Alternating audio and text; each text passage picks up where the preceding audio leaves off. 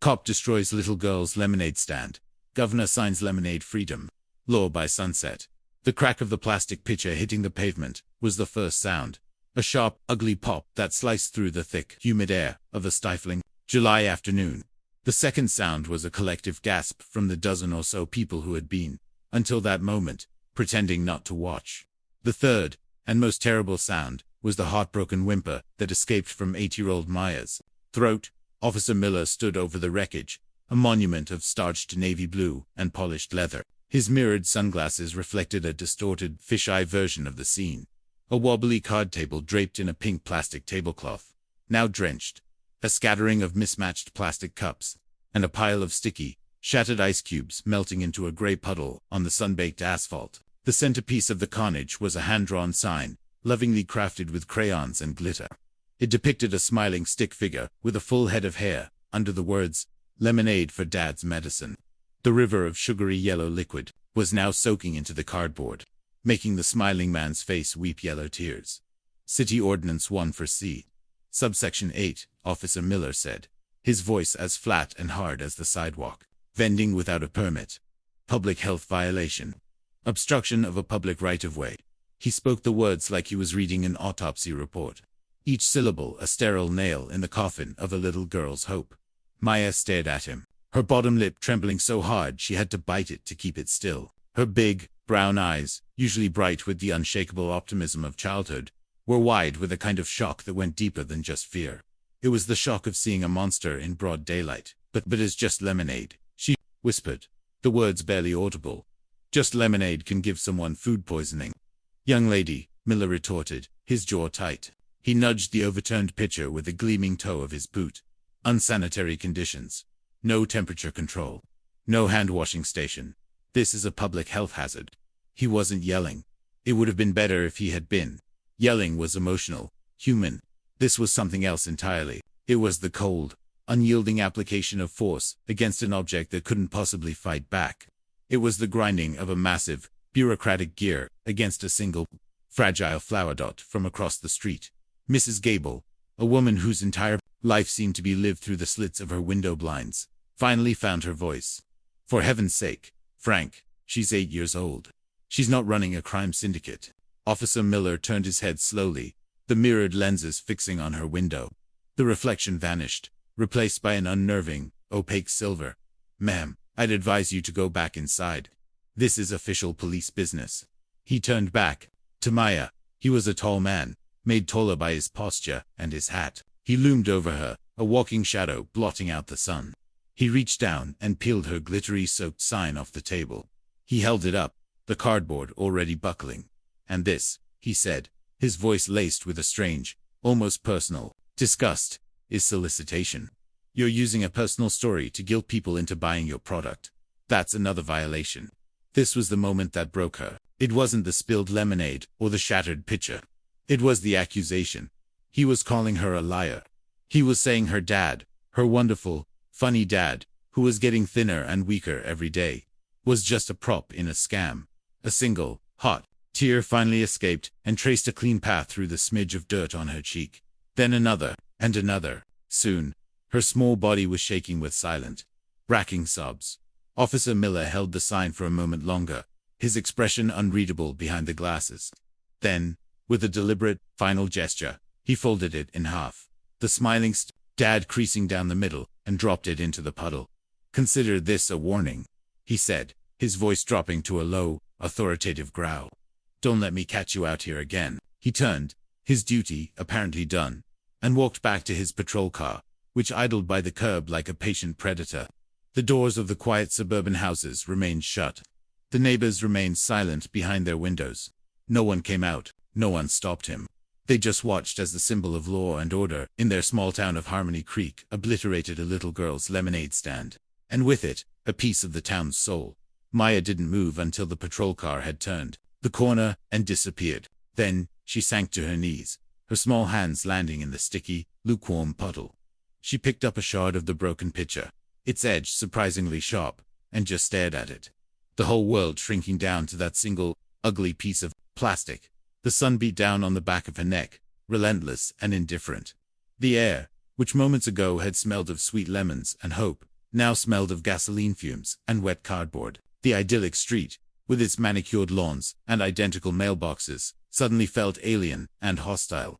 It was a movie set where the cameras had stopped rolling, revealing the cheap, flimsy reality underneath.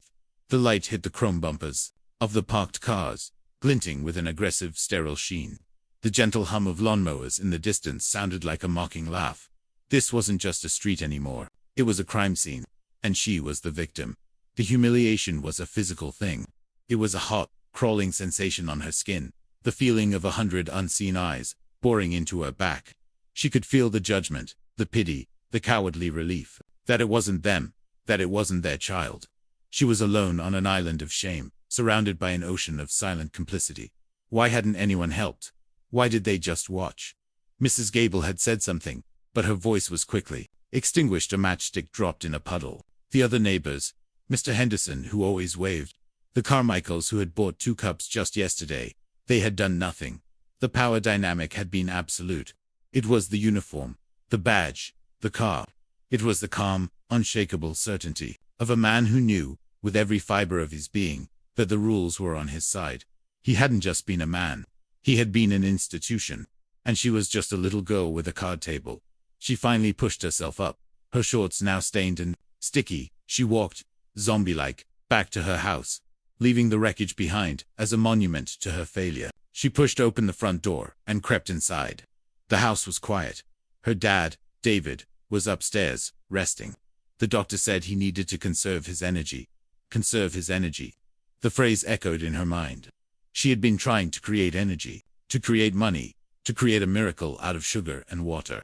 And it had all been poured onto the ground. She climbed the stairs, each step a monumental effort. She peeked into her parents' room. Her dad was asleep, his breathing shallow. The sunlight from the window cut across the bed, illuminating the dust motes dancing in the air. He looked so fragile. The vibrant, laughing man who used to chase her around the yard had been replaced by this pale, sleeping stranger. The medicine and new experimental treatment the insurance company refused to cover was their last real hope. It cost a fortune. $217. That's what she'd made in 3 days. $217 that now felt like $1 billion. She backed out of the room, closing the door with a soft click.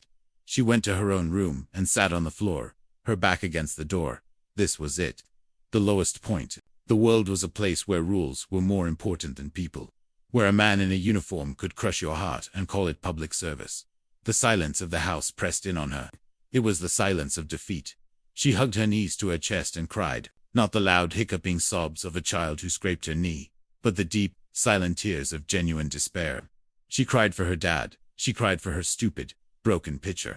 She cried for the smiling man on the sign, now a soggy, faceless blob.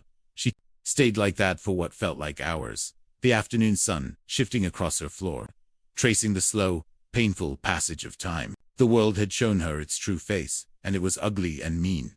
And then, something shifted. Through her tears, her gaze fell upon a framed photograph on her nightstand. It was a picture of her and her dad at the county fair last year, before he got sick.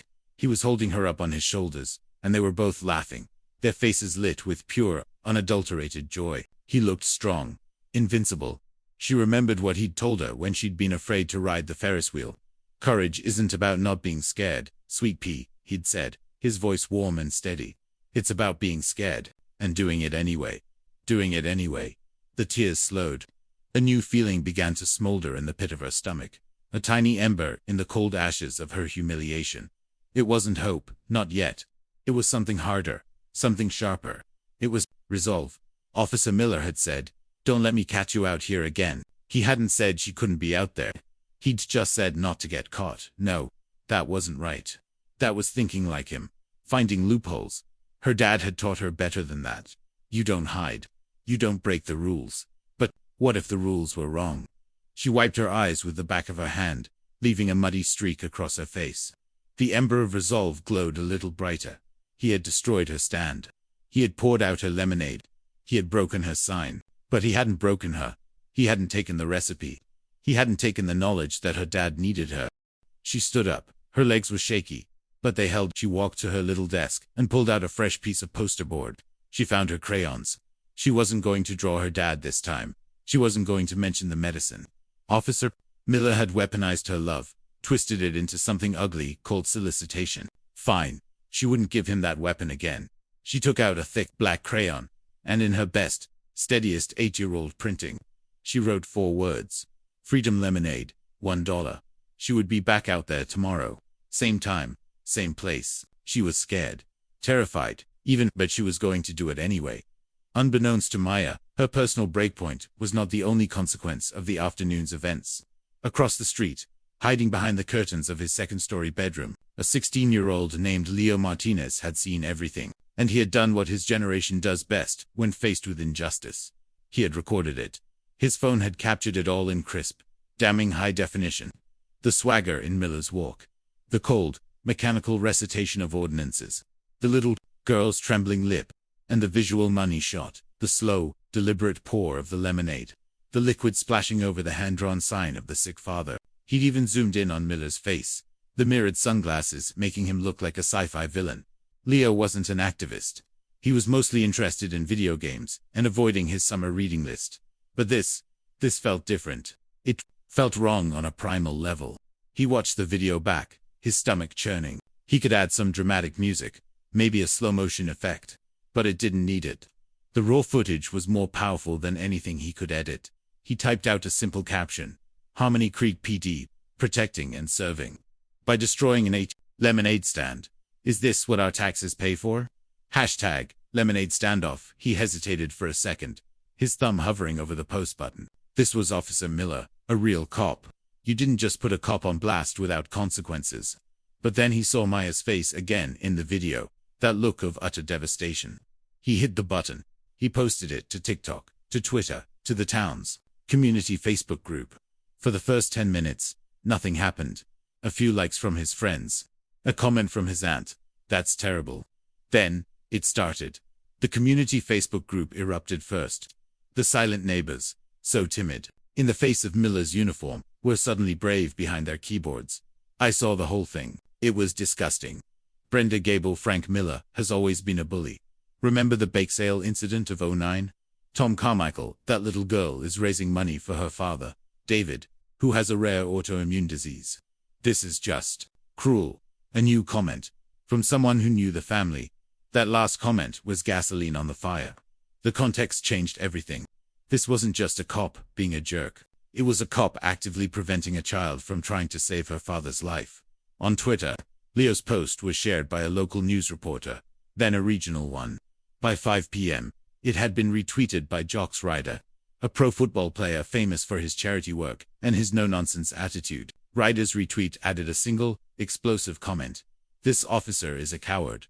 Find this little girl. I'm covering the dad's medical bills. All of them. The internet exploded.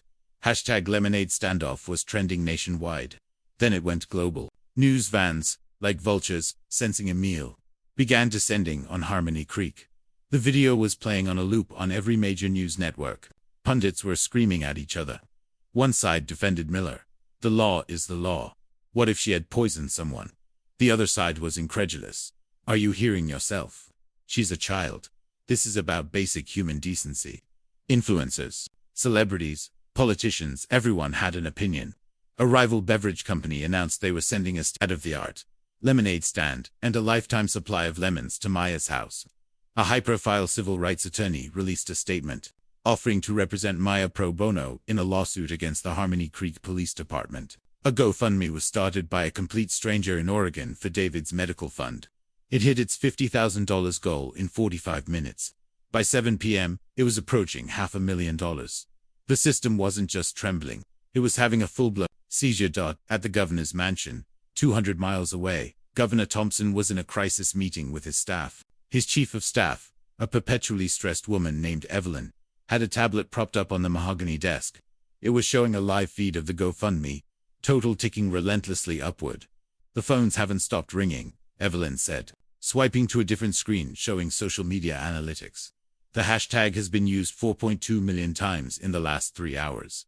Harmony Creek is the #1 search term on Google.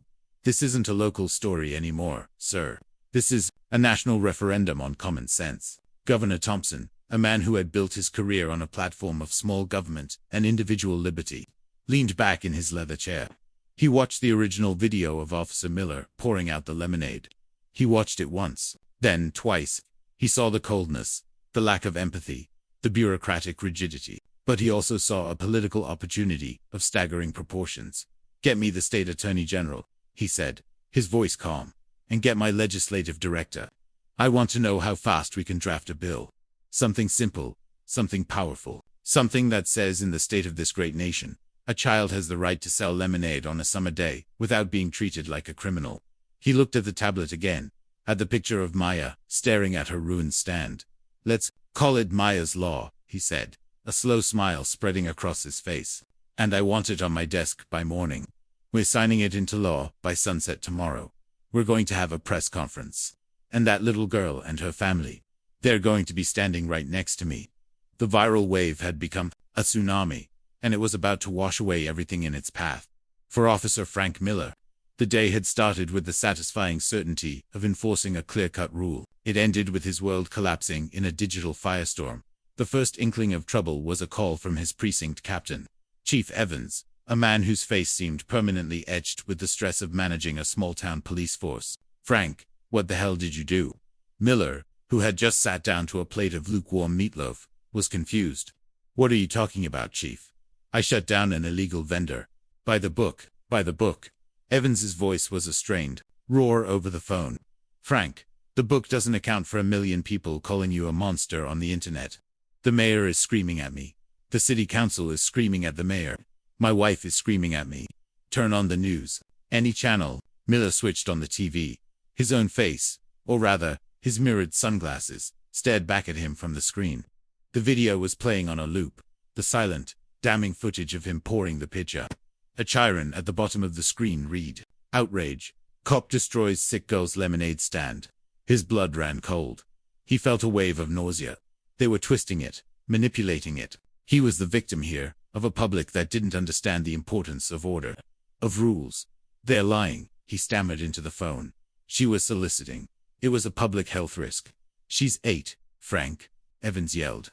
"And her father has cancer, or something like it. Jock's Ryder just paid off all his medical debt on Twitter. Do you have any idea how bad this makes us look?" The power flip was swift and brutal.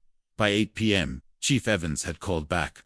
"You're on administrative leave, effective immediately. Turn in your badge and weapon in the morning. And Frank, don't talk to anyone, especially not the press." The call ended. Miller sat in his silent, tidy house, the TV babbling about his monstrous act. His phone began to buzz. A text from his sister, "What did you do?" Then another, from an unknown number, "I know where you live, you pig." Then another, and another. His address, his license plate number, his ex-wife's name, it was all being posted online. The digital mob was at his door. He was no longer Officer Miller, enforcer of ordinances. He was just Frank, the most hated man in America. His brand, his credibility, his entire professional identity, all of it, had been incinerated in the space of a few hours. The uniform that had given him power and authority now felt like a costume, a clown suit. Meanwhile, at Maya's house, a different kind of chaos reigned. The street, once empty and silent, was now a circus of news vans. Their satellite dishes pointed at the sky like metallic sunflowers. Neighbors who had hidden behind their curtains were now on their lawns, giving breathless interviews about what a sweet girl Maya was, and how they'd always known Officer Miller had a mean streak. Inside, David and Maya sat on their couch, staring at a laptop screen. The GoFundMe total had just crossed $780,000. David, pale and overwhelmed, looked at his daughter. The lemonade stand, his daughter's simple, beautiful gesture of love, had brought in $217. The internet's outrage had brought in $750,000. Maya wasn't celebrating.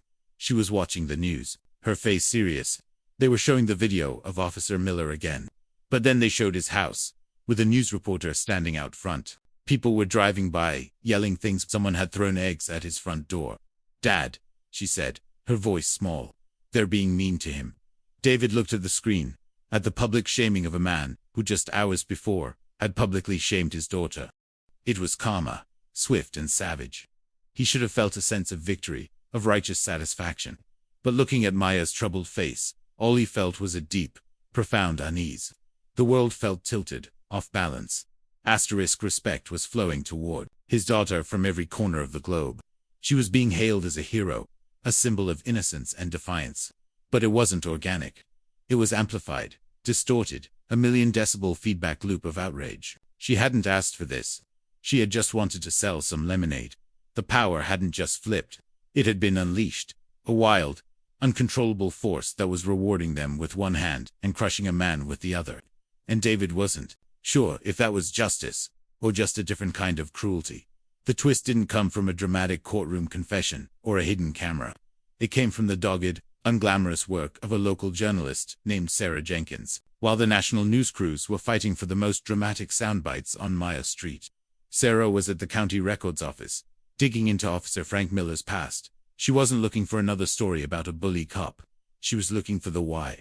People like Miller weren't born, they were made. She found it in a dusty archive box of old newspaper clippings from 12 years ago, a small article from the Harmony Creek Chronicle, page B7. The headline was simple: Food cart, fire, claims one life. The story was brief. A new, unlicensed food cart selling fried dough had exploded due to a faulty propane tank. The owner, a 22-year-old man named Daniel Miller, was killed instantly. The article noted that the cart had not undergone the required safety inspections mandated by city health and fire codes. The first responder on the scene, who had tried desperately to pull his brother from the flames, was his older sibling, a rookie cop named Frank Miller. Sarah felt a chill run down her spine. She spent the rest of the night cross-referencing, pulling public records, and making phone calls. She found a retired fire marshal who had worked the case. "Oh, I remember that one." The old marshal's voice crackled over the phone. "Tragic, absolutely tragic. The kid, Daniel, he was trying to make a go of it, but he cut corners. Used a cheap, unregulated valve on his propane tank. If he'd just gotten the permit, we'd have caught it in the inspection." His brother, the cop. "I've never seen a man break like that. He kept screaming. I told him to follow the rules." Suddenly, the video of the lemonade stand took on a horrifying new dimension. Miller's cold recitation of ordinances, his obsession with permits and public health, his strange personal disgust at Maya's hand-drawn sign. It wasn't the act of a simple bully. It was the desperate, pathological reenactment of a trauma. He wasn't seeing an 8-year-old girl selling lemonade. He was seeing his own brother, a young entrepreneur cutting corners, heading for a disaster that only he, Frank Miller, could prevent by enforcing the rules. The very rules his brother had ignored. His cruelty wasn't born of malice, but of a deep, unhealed wound. He was trying to prevent a tragedy that had already happened, projecting his brother's ghost onto a little girl. He wasn't destroying her stand to be mean, in his own twisted, broken way. He thought he was saving her life. Sarah Jenkins typed up her article, her fingers flying across the keyboard. She knew it would change everything. The story wasn't black and white anymore. It was a tangled, tragic mess of gray. The villain of the internet was also a victim. A man so haunted by his failure to save his brother that he had become a monster to save a stranger. The story was no longer about a good little girl and a bad cop. It was a tragedy, in every sense of the word. When the story broke the next morning, a wave of collective whiplash hit the internet. The same people who had been calling for Miller's job, his freedom, his very life, were suddenly confronted with a portrait of a deeply broken man. The anger didn't vanish, but it was complicated by a profound sense of pity. This new information landed squarely in the lap of the Thompson family, creating a moral dilemma that money couldn't solve. The GoFundMe had been frozen at just over $1.2 million. Their financial worries were over for the rest of their lives. But now, they had a new burden.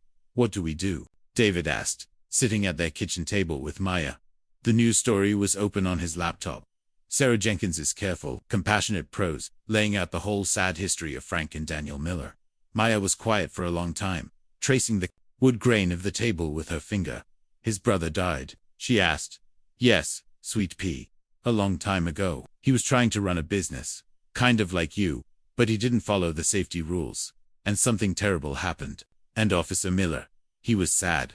I think," David said slowly, choosing his words with care, "that he's been sad for a very long time. And when he saw you, he got scared. He didn't want what happened to his brother to ever happen to anyone else. He did a bad thing, a very bad thing. But he did it for a sad reason." This was the question that now hung in the air, in every comment section and on every news broadcast. What would you do? Does his trauma excuse his actions? No. The consensus was clear on that. You can't terrorize a child, no matter your own pain, but does it change how we should respond? Does a broken man deserve damnation? Or does he deserve some measure of grace? And what about the money? The $1.2 million. It was theirs, legally and ethically. It had been given freely. They could put it in the bank, secure Maya's future, travel the world, and never worry about a medical bill again. It was tempting. It was the dream so many people had projected onto them. The happy ending. But David looked at his daughter, who had learned more about the complexities of the human heart in the last 24 hours than most people do in a lifetime. He knew what they had to do. I think, David said, that money was given to us to solve a problem. And the problem is bigger than just us. It's about people who fall through the cracks. People who can't afford medicine. People who get tangled up in rules they don't understand. He proposed an idea. They would take enough to cover his treatment and secure their future. And the rest, they would use it to start a foundation. The Lemonade Freedom Foundation. It would provide grants to families struggling with medical debt. And it would have a special fund to help kids with lemonade stands, seniors selling crafts at the farmers market, navigate the confusing world of permits and regulations, helping them start their small dreams the right way. Maya's face lit up. It was the first real, genuine smile he'd seen on her face since the pitcher had shattered. Can we still sell lemonade? She asked. I think, David said, smiling back. That's the whole point. But there was one more piece of business, one that had nothing to do with money or foundations. Later that afternoon, Maya filled a clean new plastic cup with freshly made lemonade. She put a lid on it and a straw through the top.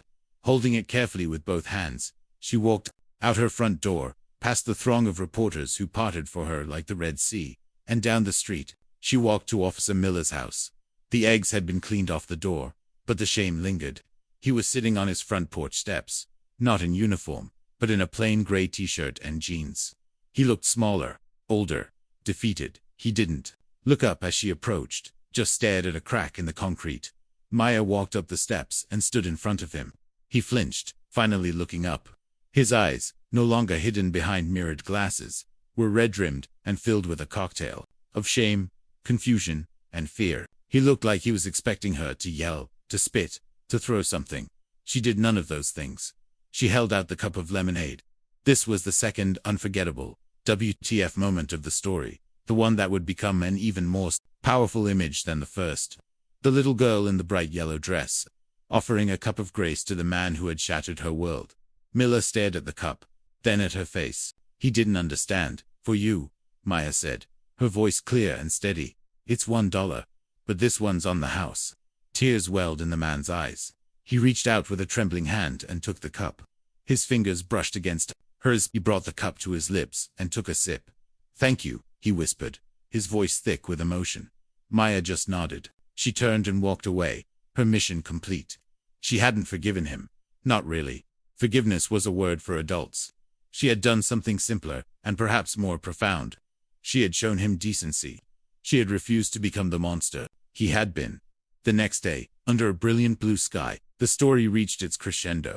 On the steps of the state capitol, Governor Thompson, flanked by a beaming Maya and a healthy-looking David, signed the Lemonade Freedom Act into law. The bill decriminalized small-scale, non-hazardous sales by minors, effectively making it impossible for what happened to Maya to ever happen again.